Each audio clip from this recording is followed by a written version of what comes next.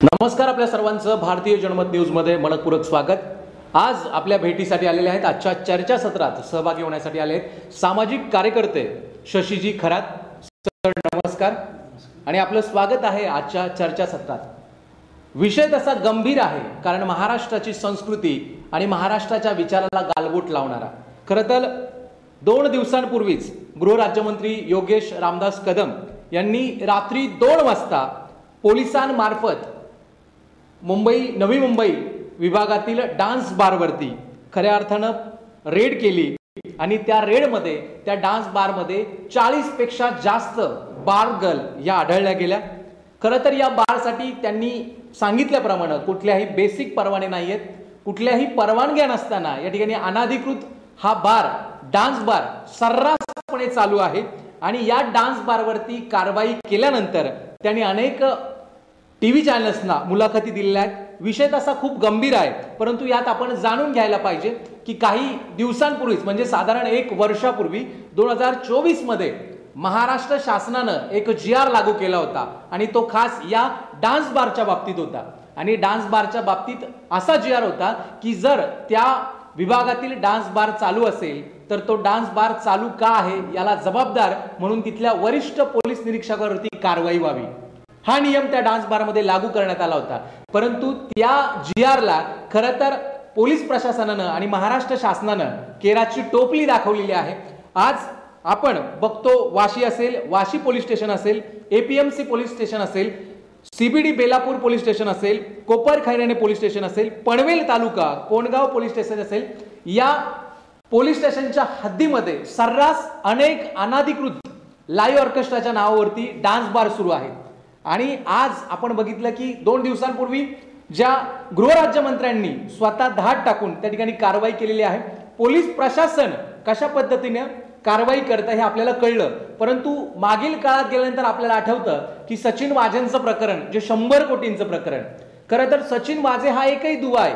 जसं तुम्ही म्हणाल, वाशी असेल, APMC असेल, CBD असेल, कोपरखैरणे, पनवेल असेल, या सगळ्या पोलीस स्टेशनमध्ये एक सचिन वाझे आहे, ज्याचं काम आहे की 100 कोटींची वसुली करायची आणि ती त्या आकांपर्यंत पोहोचवायची। मग त्याचे हे आका कोण आणि ते सचिन वाझे कोण हे शोधण्याची जबाबदारी खरं तर आपल्या सरकारवरती वाढलेली आहे। या सरकारचं अभिनंदन की नवनिर्वाचित या तरुण आमदारानं, तरुण गृहराज्यमंत्र्यानं ही कारवाई केली। खरं तर तरुण रक्त एवढ्या मध्यरात्री जाऊन 2 वाजता हा डान्स बार कशा प्रकारे चालतोय हे दाखवण्यात यशस्वी झालेला आणि त्यांचं अभिनंदन पुन्हा एकदा आमच्या चॅनलच्या वतीनं, आमच्या सर्व पॅनलच्या वतीनं त्यांचं अभिनंदन। आणि आपण मुंबईतील सामाजिक कार्यकर्ते शशीजी खरात यांना विचारणार आहे, सर, हे सगळं घडत असताना हे सगळं घडवणारे आणि हा प्रकार सुंदररित्या, व्यवस्थितरित्या राजकीय पाठबळ घेऊन पोलीस प्रशासनाचा वापर करून कशा प्रकारे दाबलं गेलंय आणि याला जबाबदार कोण आहे? तसं आता आपल्या चॅनलनुसार जे विचारल्यानुसार जे तुम्ही बघत आहात की जसं कारवाई केली, रात्री 2 वाजता कारवाई झाली, बारमध्ये जास्त मुली वगैरे ठेवल्या गेलेल्या आहेत, त्या कारवाईमध्ये जर तुम्ही एक विचार कराल किंवा जर बघितलं जाल तर यामध्ये काही ज्या छोट्या छोट्या गोष्टी बदल करण्याच्या होत्या त्या यांनी जाणूनपूर्वक केलेल्या नाही आहेत। जसं की आता गृह खातं त्यांच्या हातात आहे, मुख्यमंत्री चांगले आहेत, त्यांनीही हुक्कावर चांगल्या कारवाई करण्याचे आदेश दिले। परंतु ज्या ठिकाणी बार आहे त्या ठिकाणी काय अधिकाऱ्यांनी मक्तेगिरी घेतल्यागत स्वतः बीट घेऊन ठेवले, त्यांचे 2-2 वर्ष बीट बदलले जात नाही, 1-1 वर्ष एकाच ठिकाणी ते कार्यरत असतात। त्यामुळे त्यांच्याकडून येणारे सोर्स लागेबंद हे स्ट्रॉंग होतात। त्यावर 112 साठी आपण महाराष्ट्र सरकारने एवढा मोठा खर्च करून चालू केलं, त्यावर हे काय अधिकाऱ्यांना जर माहिती दिली की इकडे बार चालू आहे तर तिथील अधिकारी सर्रास खोटी माहिती कंट्रोलला देतात की आम्ही पोहोचलो तिथे कारवाई। नाही, मला एक प्रश्न विचारायचा आहे की या ज्या बारवरती धाड टाकली आहे गृहराज्यमंत्र्यांनी, तो बार 5:43 म्हणजे सकाळी पहाटे 5:45 पर्यंत चालू आहे। पहाटे 5:45 पर्यंत जर हा बार चालू आहे, मग त्या अगोदर 1:30 वाजता तिथल्या जो जबाबदार अधिकारी आहे त्यांनी फोटो, सेल्फी काढून पाठवला असेल की बार बंद झालाय म्हणून। तसंच सगळ्या बारच्या बाबतीत होत असेल, मग त्या दिवशी जो फोटो पाठवला की आता बार बंद झालेला आहे, ही आस्थापना बंद झालेली आहे, माझ्या कार्यक्षेत्रातील बारची आस्थापना बंद झालेली आहे, मग ही माहिती त्यांनी खोटी पुरवली। हो, कसं आहे, आता ही जी माहिती आहे जर बघितलं तर कायदा असा झालेला आहे की सर्वसामान्यांसाठी कायदा आणि अधिकाऱ्यांना कायदाच राहिलेला नाही। जर एखादा अधिकारी रात्री 1:30 वाजता हॉटेलमधून फोटो काढून कंट्रोलला पाठवतो व खोटी माहिती देतो की बार बंद झालाय, त्याच बारवर जर 2 वाजता पहाटे 6 वाजता जर कारवाई होती तर त्या अधिकाऱ्याने ही खोटी माहिती दिली. ही जर सर्वसामान्यानं सरकारी कामकाजात खोटी माहिती दिली तर त्याच्यावर फोर्जरीचे गुन्हे दाखल होतात, 420चे गुन्हे दाखल होतात. यांच्यावर साधी डिपार्टमेंटल चौकशी सुद्धा लागत नाही. तर अशा पोलीस अधिकाऱ्यांवर कधी कारवाई होणार? ज्या दिवशी अशा पोलीस अधिकाऱ्यांवर कारवाई होईल, ज्यावेळेस बीट अधिकारी जे आहेत ज्यांच्या हद्दीमध्ये 1.5च्या पुढे बार चालू आहे, त्या बीट अधिकाऱ्यांवर कारवाई होईल किंवा कंट्रोलवाल्यांनी कॉल करून सुद्धा त्याची कारवाई नाही केलेली किंवा चौकशीला खोटी माहिती दिली, अशा अधिकाऱ्यांवर ज्या दिवशी कारवाई होईल त्या दिवशी 100% अंकुश येईल. पण अशा अधिकाऱ्यांनी, ज्या अधिकाऱ्यांनी बार चालू ठेवले, पुन्हा चालू ठेवले आणि प्रशासनाला खोटी माहिती दिली, यामध्ये जर तुम्ही कायद्यामध्ये बघितलं तर सगळ्या गोष्टीमध्ये मोटिव्ह असतो. कोणताही जर गुन्हा घडत असेल तर पोलीस त्याच्या मागचे मोटिव्ह शोधतात. तर हा बार रात्रभर चालू ठेवण्यासाठी मोटिव्ह काय होता? आर्थिक मोटिव्ह असेल किंवा लागेबंद असतील. जर आर्थिक मोटिव्ह असेल तर आपल्याकडे अँटी करप्शन ब्युरो आहे, त्याच्या अंतर्गत यांच्या चौकशा लावल्या पाहिजेत. मग या अधिकाऱ्यांच्या अँटी करप्शन थ्रू चौकशी लागली जात नाहीये. जर ट्विट केलं जातं शिपींना की 1.5 करोड रुपये देऊन CBD बेलापूरचे PI बसतात, पण ते ट्विट काही दिवसानं CPच्या साईटवरून हटलं जातं, डिलीट केलं जातं. परंतु CP त्यावर एक साधं पत्र लिहून देत नाहीये की या ट्विटची चौकशी करावी. जर कोणता सामाजिक कार्यकर्ता CP सारख्या आणि गृहराज्यमंत्र्यासारख्या किंवा CM मुख्यमंत्र्यांसारख्यांना जर ट्विट करत असेल की 1.5 करोड देऊन इथं PI बसतोय, तर त्या ट्विट मागे आणि त्या पुराव्या मागे काहीतरी असेल, ह्याची सखोल चौकशी व्हायला गरजेची होती. जनतेला समजलं असतं ट्विट करणारा चुकीचा आहे का खरंच पैसे देऊन PI बसलाय. पण ह्याची चौकशी दाबून यांनी हे प्रूव्ह करून दिलेलं आहे की ह्याच्यामध्ये आमचे लागेबंद आहे आणि आम्ही त्याला पाठीशी घालतोय.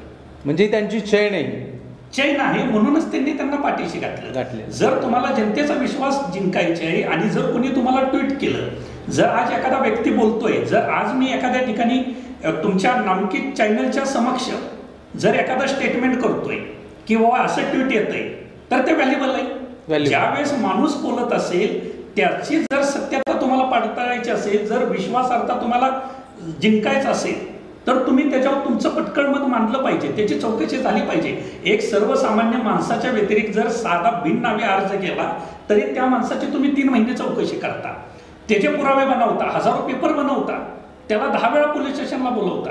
पण तुमच्या लिगल वेबसाईटला CMला CPंना डायरेक्ट मेसेज केला जातोय, ट्विट केलं जातंय, लाखो फॉलोअर असणारे लोक वाचले जातात, चॅनल बघितले जातात, पण त्याची चौकशी कुठंच होत नाही.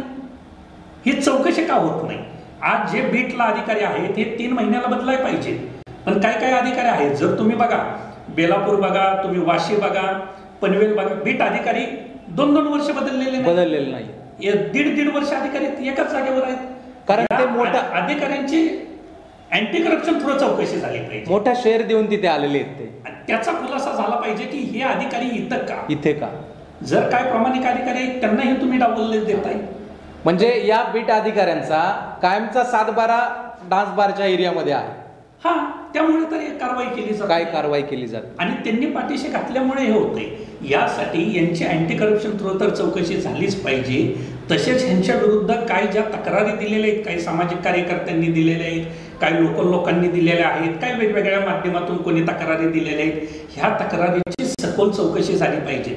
त्या लोकांना बोलवून त्याच्याकडे काय पुरावे आहेत ह्याची चौकशी झाली पाहिजे आणि त्या पुराव्यांची कारवाई होणं गरजेचं आहे. तर यावर अंकुश भेटतोय. आज गृहमंत्र्यांनी वगैरे चांगलं यात दिलं, उक्क्यासाठी सुद्धा त्यांनी दिलं, पण त्यांना पूर्ण महाराष्ट्राचा व्याप असताना एका गोष्टीवर लक्ष देणं तेवढं शक्य नाही. पण त्यांनी यंत्रणा राबवून दिली, तर ती करप्टेड यंत्रणा सुधारवण्यासाठी त्यांनी आता या तुम्ही जो वाचून दाखवला त्या GR नुसार ज्यावेळेस 1-2 वरिष्ठ अधिकाऱ्यांवर कारवाई होईल त्यावेळेस कदाचित थोडेफार बदल होतील आणि तशी कारवाई करावी अशी माझी अपेक्षा आहे. खरं तर बऱ्याच वर्षानंतर, साधारण 10-15 वर्षानंतर स्वर्गीय उपमुख्यमंत्री RR पाटील यांची आठवण झाली आणि RR पाटीलांसारखाच एक खमक्या गृहराज्यमंत्री या महाराष्ट्राला भेटलेला आहे आणि त्यांचं अभिनंदन करूया. खऱ्या अर्थानं आता मुंबईकर म्हणून तुमची जबाबदारी वाढली आहे. या प्रकरणामध्ये तुम्ही सामाजिक कार्यकर्ते म्हणून जातीनं लक्ष घालणं गरजेचं आहे आणि मुंबई पोलीस किंवा नवी मुंबईतील डान्स बार आहे याच्यावरती कशा प्रकारे कारवाई करण्यात येईल, कशा प्रकारे अनाधिकृत डान्स बार बंद होतील यासाठी देखील चोख पाऊल उचलणं गरजेचं आहे. आता गृहमंत्र्यांनी कारवाई केल्यापासून पोलीस यंत्रणेमध्ये काय बदल दिसायला लागलेले आहेत. तसेच मुख्यमंत्र्यांनी हे चांगलं लक्ष दिलेलं आहे. गृहमंत्र्यांना कोणतीही माहिती दिली तरी ते जातीनं लक्ष त्यामध्ये घालतात. त्यांचे सचिव ही स्वतःहून लक्ष घालतात. त्यानुसार तर आत्ता कारवाई चालू आहे. तसंच आता नगरपालिका वगैरे यांनी कारवाई केली पाहिजे. ज्यावेळेस मध्ये तुमच्या मध्येच प्रकरण पुण्यामध्ये झाल्यानंतर जसे अतिक्रमण करून काढले होते, आता ज्या बारवर अतिक्रमणाची कारवाई केली होती पुन्हा त्यांचे बोर्ड लागले, पुन्हा त्यांचं अतिक्रमण वाढलं. पण आता गेली 1 वर्ष त्याच्यावर कारवाई होत नाहीये. काही टेरेसला परवानगी दिली म्हणजे आता यावर्षी जर अनाधिकृत काढलं तर ते पुढच्या वर्षी दुपटीनं वाढलेलं असतं. त्यावर ही कारवाई होणं गरजेचं आहे. त्यावर हे जर लक्ष दिलं तर 100% यामध्ये अंकुश येईल. आणि तसेच जे काही बीट अधिकारी आहेत त्यांच्यावर तत्काळ कारवाई झाली पाहिजे, जेणेकरून गृहमंत्र्यांचा जो उद्देश आहे तो साध्य होईल, मुख्यमंत्र्यांचा उद्देश आहे ते साध्य होईल. का तर त्यांचा उद्देश साध्य करण्यासाठी बीट मार्शल आणि ग्राउंड लेवल पासून PI पासूनच काम करावं लागेल. वरिष्ठ लेवलवरून काम करून 3 ते 4 दिवस फरक पडेल. जास्त कालावधीसाठी जर फरक पाहिजे तर CPंनी DCPंनी यांनी जातीने लक्ष घालून खालच्या लेवल पासून काम केलं पाहिजे तर फरक पडेल.